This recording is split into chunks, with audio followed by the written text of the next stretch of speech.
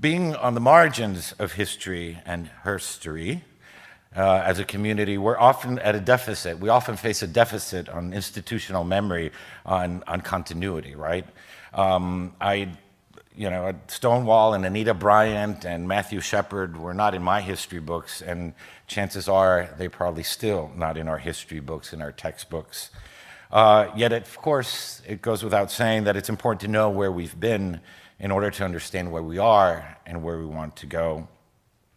In that respect, I've been sort of snooping around the archives myself, and delighted and saddened as well to see so many sort of wonderful documents that give us a sense of just how far we've come, and yet how much still remains the same, how much still needs to be done. I just want to show you, for instance, this letter from Harvey Milk to the President Carter in 1978. It's nearly 40 years ago. I don't know if you can read that out loud, but I'll just read it real quickly. On the November 1978 California ballot will be an initiative called the Briggs Initiative, which would prohibit gay persons from teaching and would have other serious infringements on individual rights. Though it is a state ballot issue, it is also of great national importance, and we hope you will strongly oppose it.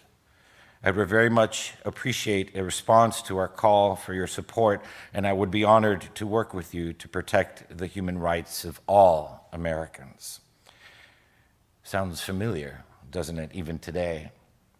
It sounds eerily familiar with all that's happening, with all these LGBT rights bills that have been sort of trying to be pushed through in the name of religious freedoms.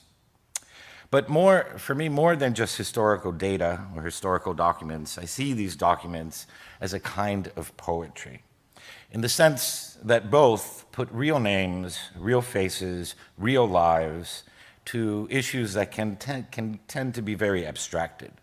They memorialize those issues by humanizing them, just like poetry. That is Harvey Milk's signature. His hand was on that paper.